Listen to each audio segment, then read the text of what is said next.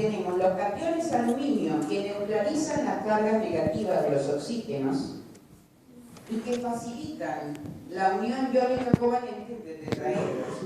¿Qué pasa? Que se va a repetir la capa negativa y esto va a formar una capa de hidróxido de aluminio con carga 2, y la unión entre esta capa superior y esta capa inferior se dice que tiene enlace iónico covalente debido a la presencia de cationes aluminio. ¿Por qué la capa de hidróxido de aluminio tiene carga 2? Las capas adyacentes son... porque se combina el silicato con el... Profe. A ver si me confundí.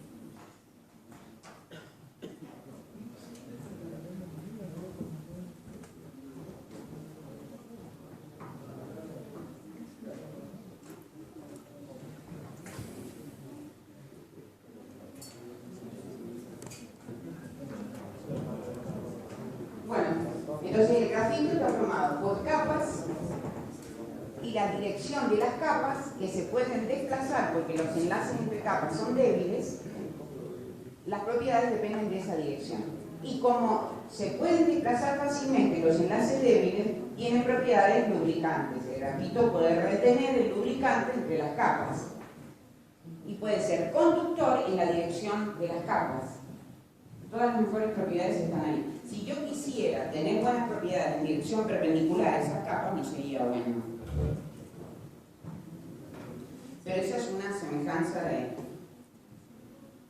los silicatos, famosos silicatos laminares, la kaolinita.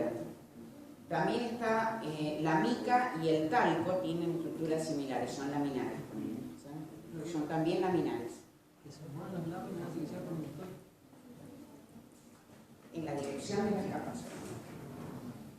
Porque son enlaces débiles, los enlaces entre capas. Entonces se pueden desplazar las capas entre sí. En la dirección, en direcciones paralelas. Eso hace que sean conductores eléctricos en esas direcciones solamente.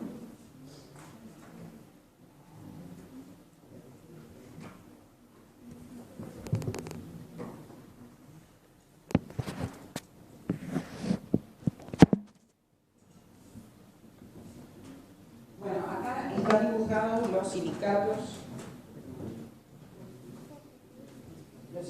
laminares, ¿no? Los silicatos laminares. Muy bien.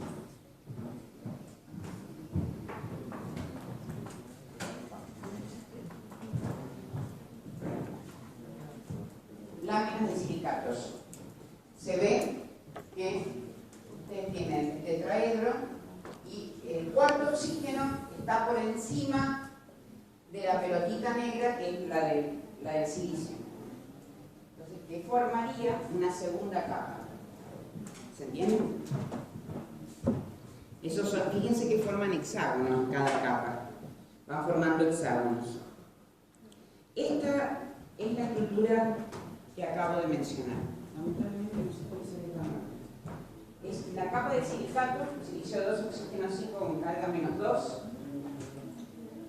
Y la capa de hidróxido de aluminio, en realidad, es positiva, es la segunda capa. El enlace entre estas dos es iónico covalente, pero el enlace entre capas adyacentes es débil. ¿Entre cuál es el iónico covalente? Entre la capa de silicato y hidróxido de aluminio, acá sería. Esta, ¿verdad? ¿Lo ven? Entre esa y... Ahí se ve.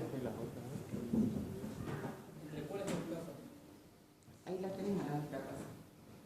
Esta es la capa de silicato y esta es la capa de hidróxido de aluminio, la de arriba. La unión entre estas dos capas es iónico covalente. Pero entre capas adyacentes es de enlace débil o van der Waals. Es la kaolinita. No llegas a ver bien las flechas, ¿no es cierto? Y eso es el problema tuyo. Es lo que te dije acá. Estas son las dos capas. Esto que dije acá es la misma situación. Silicato e hidróxido de aluminio. Acá el silicio unido a 3 oxígenos y el cuarto oxígeno forma parte de una capa con iones negativos, con el oxígeno. No, pero ahí el silicato con el oxígeno ese es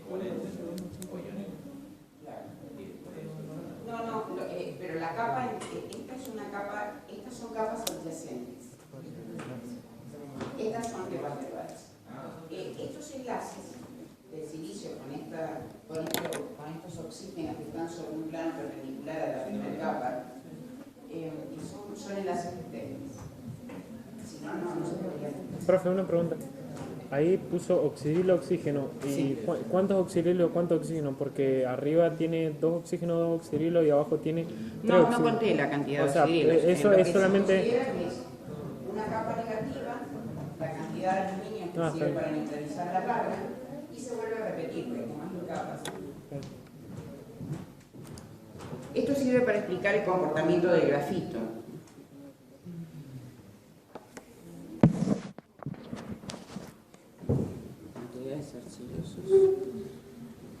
Bueno, me falta explicar dentro de los polimorfos de carbono qué es el fullereno. El fullereno en general es, yo ya lo había explicado, el fullereno está formado por moléculas que forman una red esférica, que tienen una simetría de un balón de fútbol.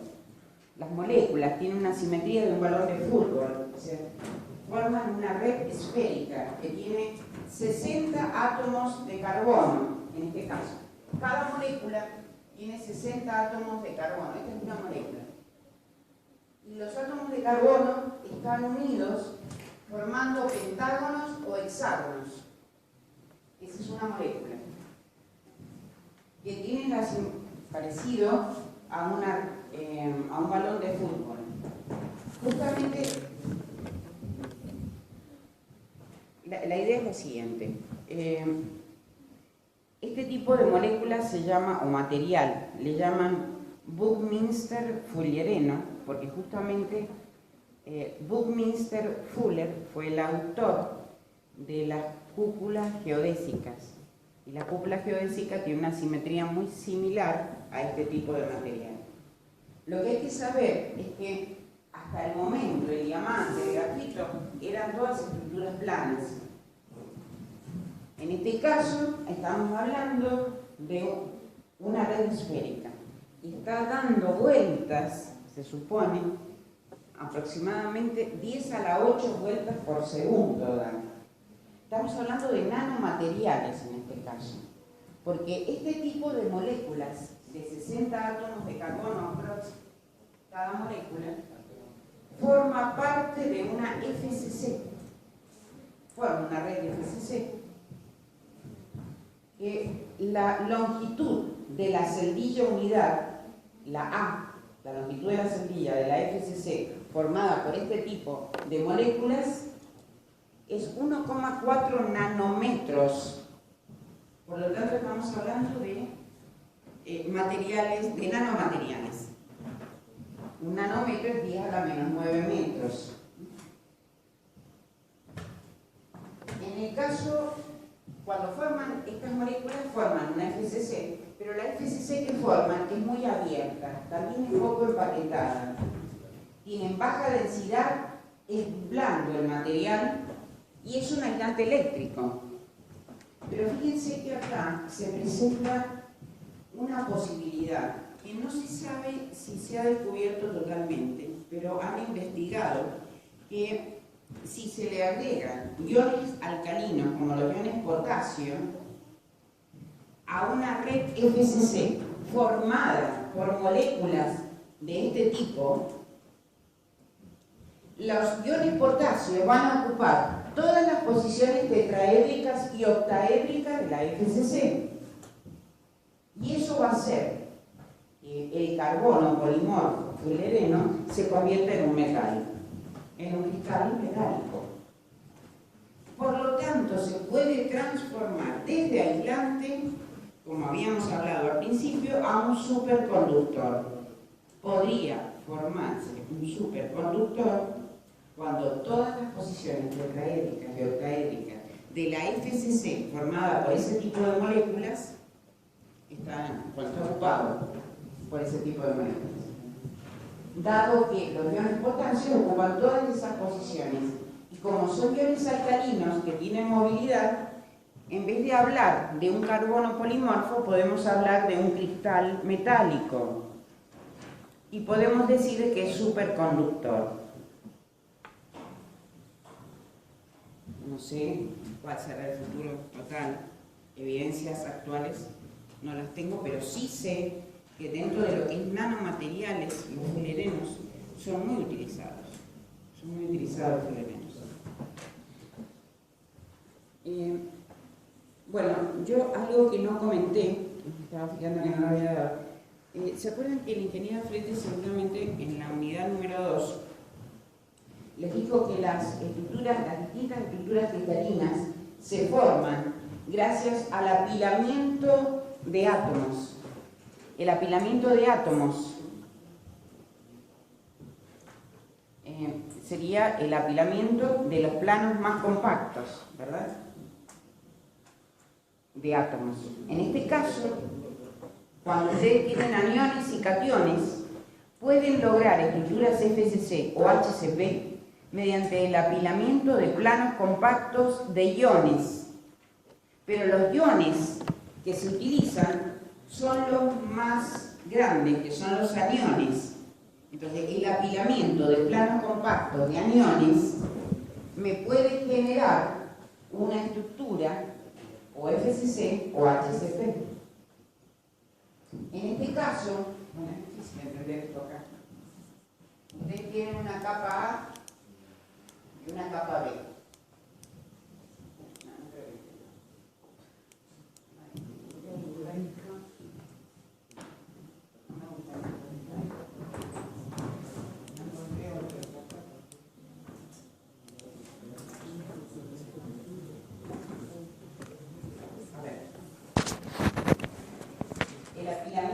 De planos compactos de aniones.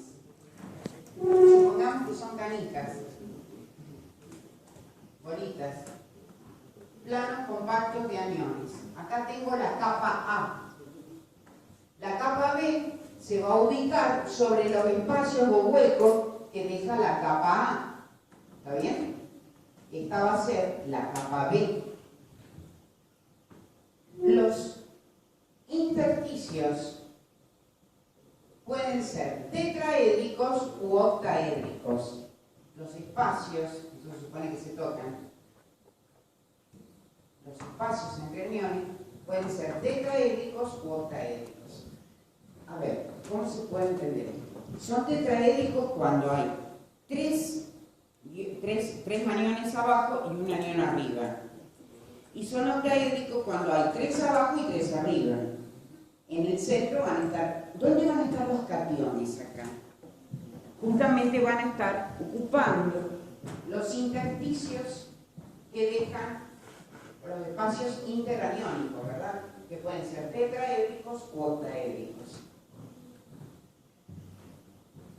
La secuencia de apilamiento es lo mismo que habían visto en la unidad 2. Si la tercera capa es igual a la primera capa, por ejemplo, es esta.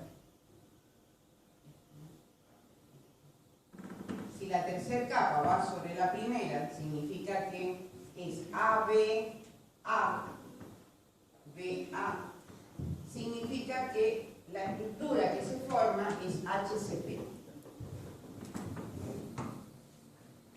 Si en cambio la secuencia de apilamiento fuese ABC, ABC, ¿se acuerdan de eso, no? La C sería, a ver, la A sería esta, ¿verdad? La B son los aniones que ocupan los espacios que dejan los aniones de la primera capa. Esta es la B. La C en los espacios que deja la segunda capa. Esta sería la C. ABC, ABC va a reproducir una FCC, una cúbica de caras centradas. Por ejemplo, nosotros habíamos visto el cloruro de sodio. En el caso del cloruro de sodio, teníamos los aniones cloruros con esta secuencia de apilamiento, ABC, ABC, formando una FCC. Por lo tanto, la secuencia es ABC, ABC. Y los espacios que tienen ocupados, ¿se acuerdan del sodio donde estaba en el cloruro de sodio? Estaba en el centro del cubo y a su vez en el centro de los dos helados. Si estaba en el centro del cubo, ¿qué cantidad de aniones más próximos tenía? El número de coordinación era 6. Por lo tanto, era un sitio, una geometría de coordinación octaédrica. Por lo tanto, solamente los espacios octaédricos que dejen los aniones, hay que ver cuáles son los espacios octaédricos, donde hay 3 aniones abajo y 3 aniones arriba, van a ser ocupados por iones sodio. O sea que puedo reproducir una estructura cristalina de cloruro de sodio por apilamiento de planos compactos de aniones cloruros, cuyos intersticios octaédricos estén formados por iones sodio.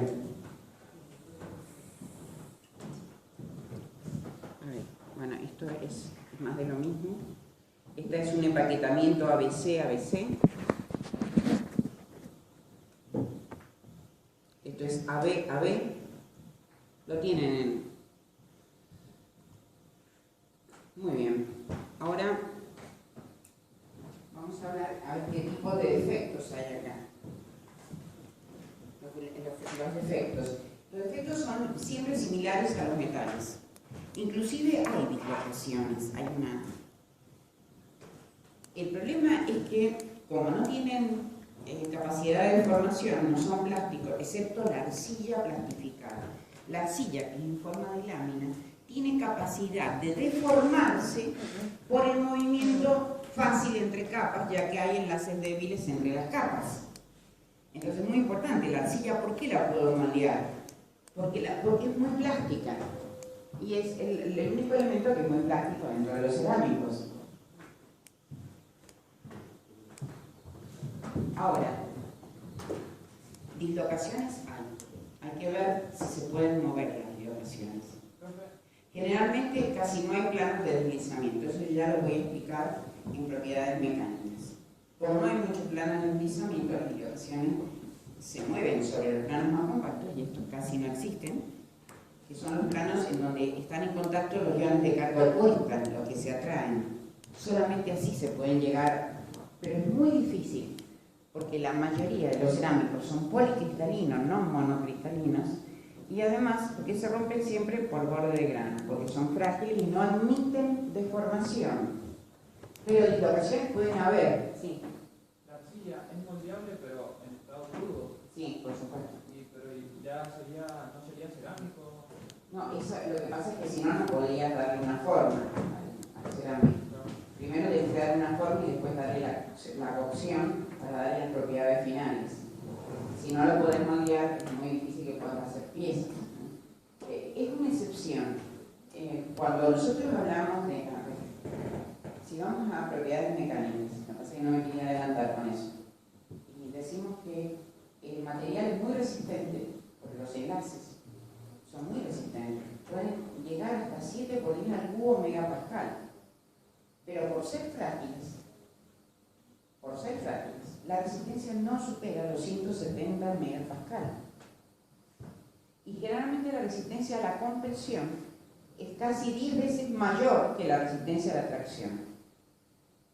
Y generalmente eso se debe a que cuando comprimo, todas las fisuras o poros se tienden a cerrarse, entonces aumenta la resistencia de la compresión respecto a la tracción del material.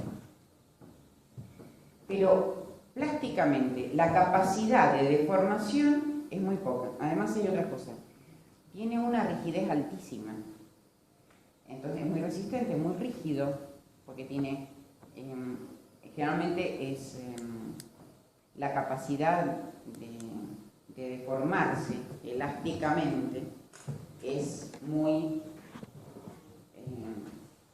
pequeña, entonces pueden llegar a tener 300 gigapascal de módulo de elasticidad, que es el que indica la resistencia que pone el material a ser deformado elásticamente.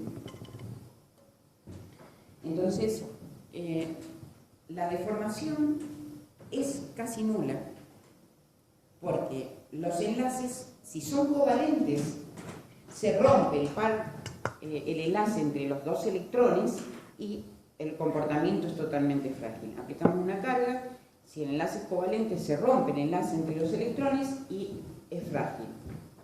Si es iónico, si el cristal es iónico,